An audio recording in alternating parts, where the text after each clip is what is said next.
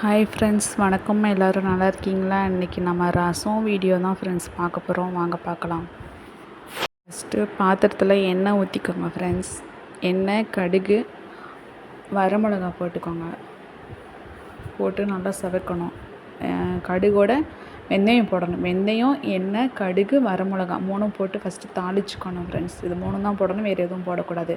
ஒரு மிக்ஸி ஜாரில் வந்து பார்த்திங்கன்னா நான் என்னென்ன போட்டு அரைச்சிருக்கேன்னா, ஒன்று பாதியாக அரைக்கணும்.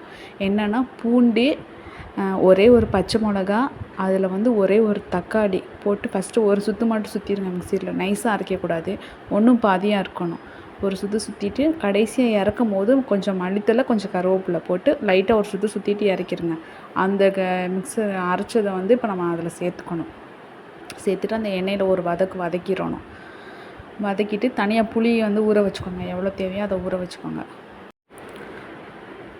எல்லாத்தையும் ஊற்றிட்டு நல்லா வதக்கணுன்னா புளி எடுத்து கரைச்சிக்கோங்க ஃப்ரெண்ட்ஸ். கரைச்சி புளியையும் அதில் ஊற்றிக்கணும். புளியை கரைச்சி ஊற்றிக்கோங்க. எவ்வளோ தேவையோ. சில புளி வந்து ரொம்ப புளிப்பாக இருக்கும், சில புளி வந்து புளிப்பு இல்லாமல் இருக்கும். அது எவ்வளோ டேஸ்ட்டோ உங்களுக்கு எவ்வளோ புளிப்பு தேவையோ அந்த அளவுக்கு பார்த்துட்டு சேர்த்துக்கோங்க. நான் எப்போவுமே கொஞ்சம் லைட்டாக தான் போடுவேன், புளி ஜாஸ்தி போட மாட்டேன்.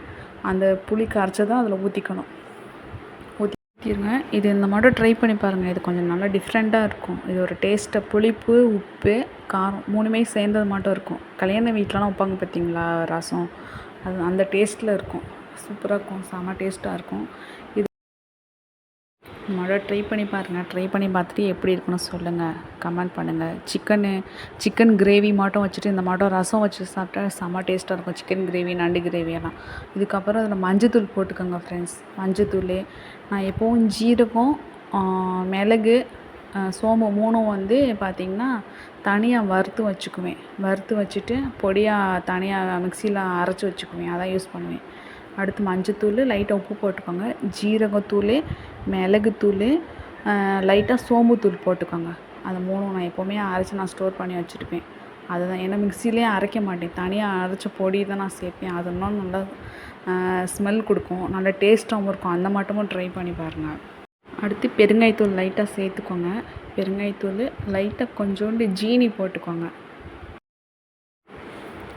அடுத்தது மிளகுத்தூள், கொஞ்சோண்டு மிளகாய் பொடி லைட்டாக போடணும். அதில் நம்ம டேஸ்ட்டுக்கு நம்ம எவ்வளோ வைக்கிறோமோ அதுக்கு தகுந்தாப்பில் பார்த்து போட்டுக்கோங்க. நான் கொஞ்சம் லைட்டாக தான் போடுவேன், காரம் ஜாஸ்தி சாப்பிட மாட்டோம் அப்படின்ட்டு. எல்லாம் போட்டாச்சு ஃப்ரெண்ட்ஸ். போட்டுட்டு ஒரு கலக்கு மிக்ஸ் பண்ணி விட்ருங்க. பண்ணிவிட்டு லைட்டாக வரணும். கொதிக்க வச்சிடாதீங்க, ஸ்மெல்லாம் போயிடும், டேஸ்ட்டாக இருக்காது. லைட்டாக வந்தோடனே ஆஃப் பண்ணி விட்ருங்க. பபிள்ஸாக வரும் பார்த்திங்களா, அந்த ஸ்டேஜில் வந்தோடனே ஆஃப் பண்ணிடணும்.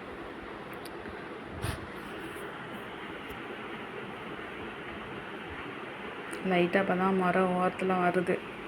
பபிள்ஸ் மட்டும் வந்தோன்னே லைட்டாக ஆஃப் பண்ணிடுங்க. ஏன்னா ரசத்தோட டேஸ்ட்டே அந்த இது தான். கொதிக்க வைக்கக்கூடாது. கொதிக்க வச்சோம்னா ஸ்மெல் போயிடும். லைட்டாக அந்த ஒரு லைட்டாக வந்தோடனே அவ்வளோதான், ஆஃப் பண்ணியாச்சு. அவ்வளோதான் ஃப்ரெண்ட்ஸ்.